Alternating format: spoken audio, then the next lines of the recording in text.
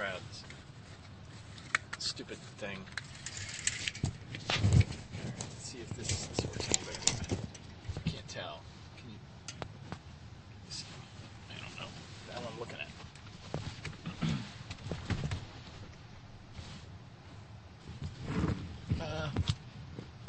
I can't tell. I guess that's good. All right. Fucking, I don't know. Oh, Jesus Christ, I'm driving. All right. Yeah, neutrals tend to have that effect on cars. Hey. All right. Welcome to the another awesome-y edition of driving home after work. And this is what we have here. Let's see if we can pass that stupid car. God.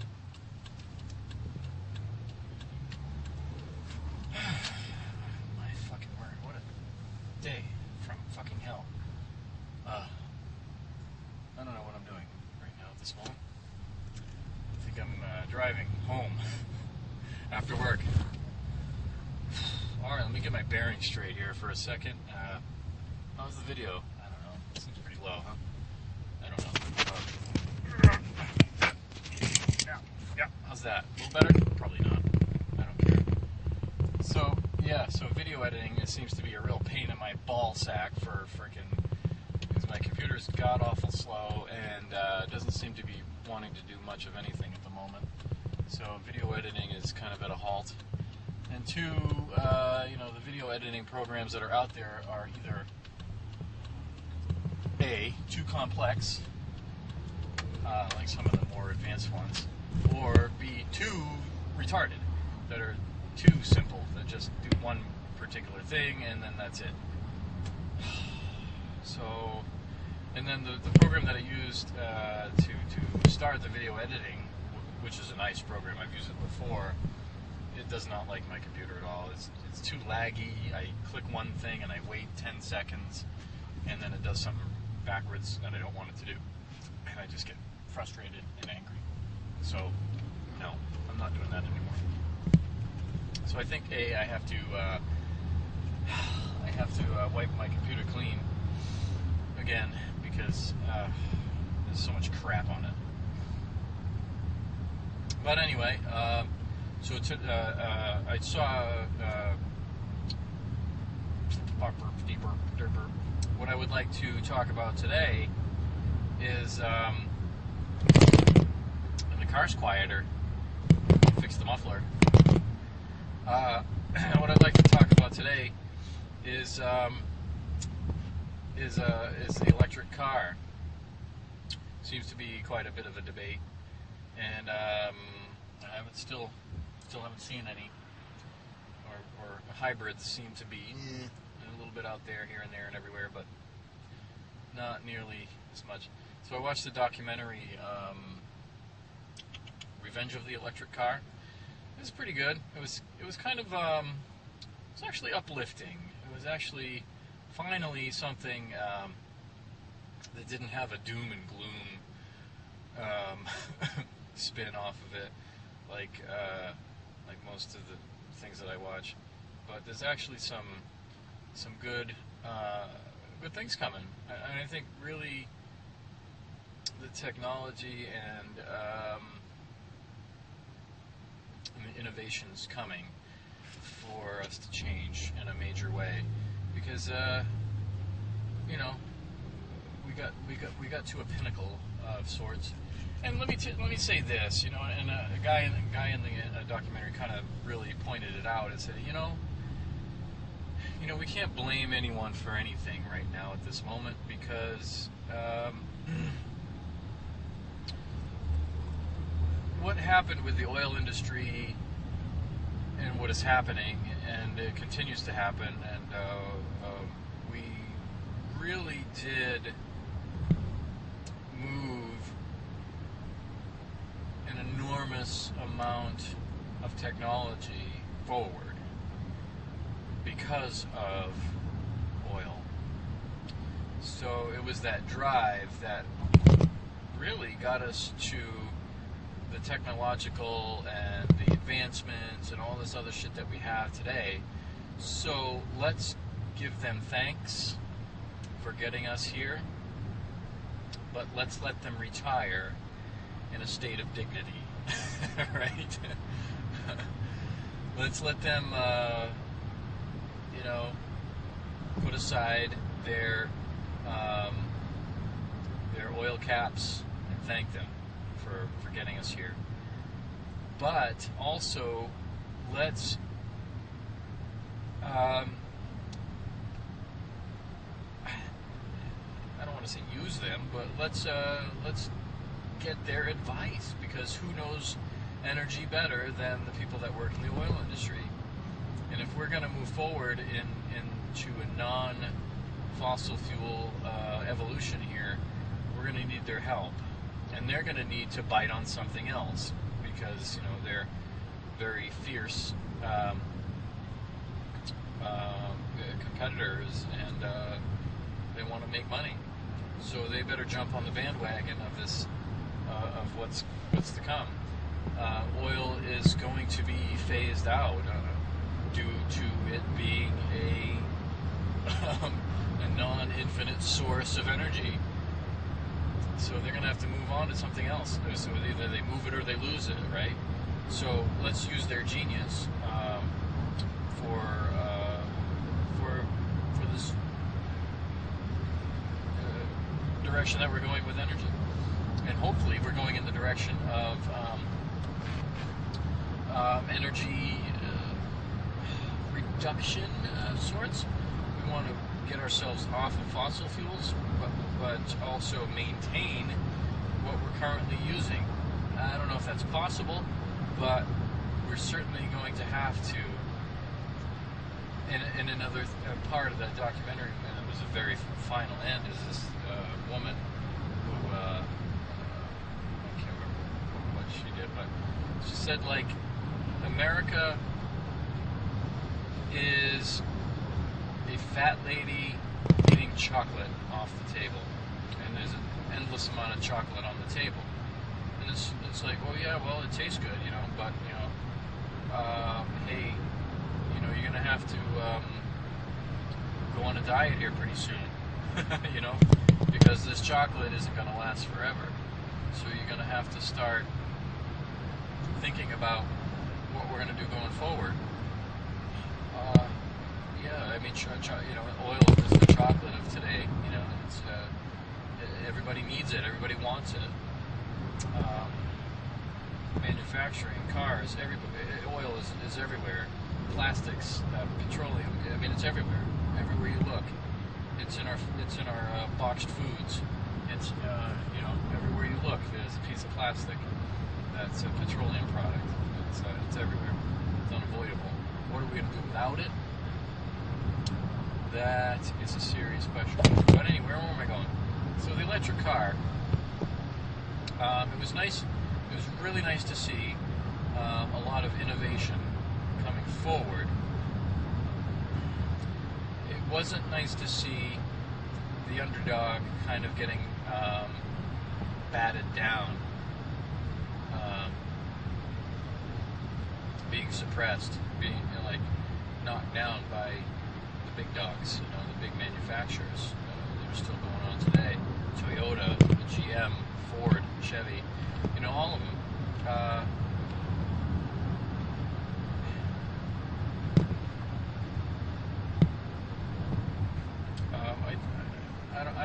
I don't know where to really go with this, because they tried the electric car years ago and they dismantled it. It was GM's EV1, I think it was. Fantastic car, fan-fucking-tastic. But they scrapped it. They recalled it. They said, "Too bad, so sad. We sold the patents.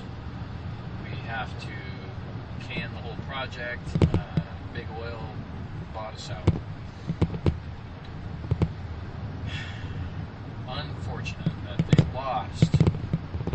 could have been the most profitable and economic savior of the day. They lost it. And then they went bankrupt. Hey, karma, right? So now they're jumping on board again, with a little sting on their plate,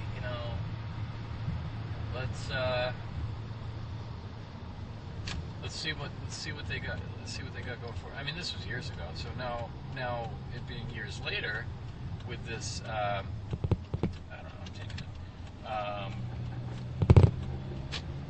That noise, weird. So years later, still very stagnant, still very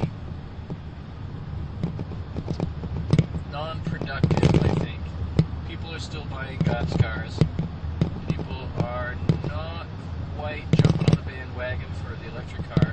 I mean, Toyota took a giant leap of faith in the Leaf. That was their...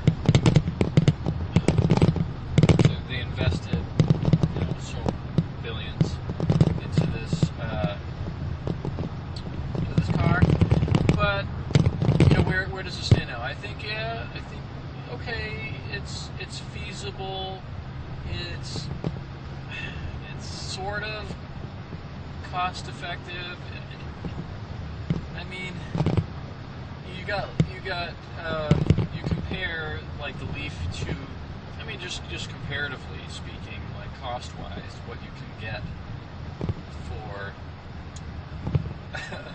and I think, and I don't even know now. I don't even know. I haven't even looked.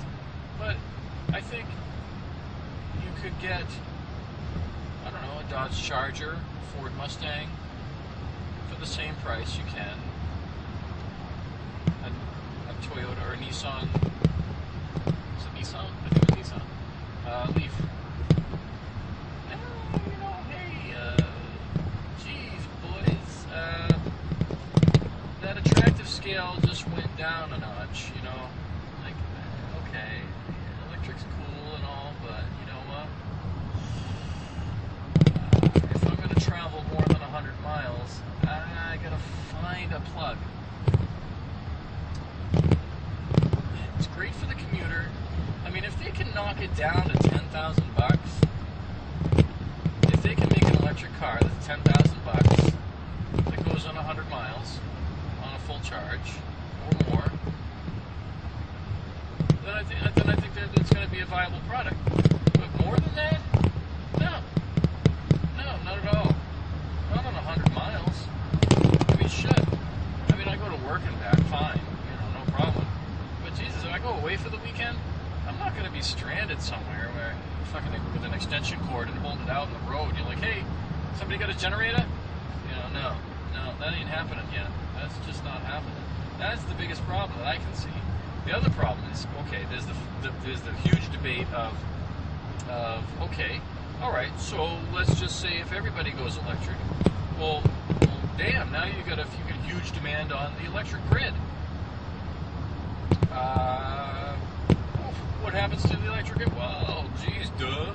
Freaking rates go up and demand increases, and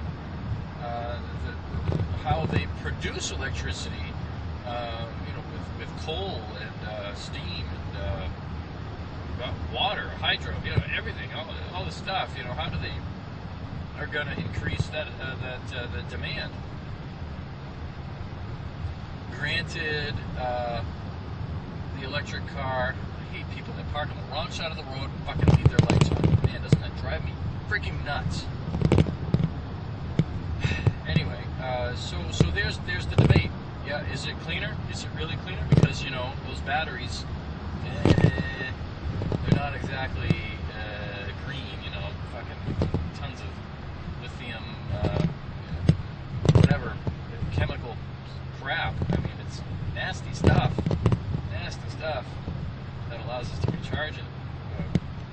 So what happens when a battery cell breaks?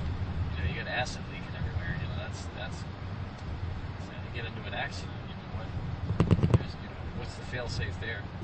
I don't know. So there's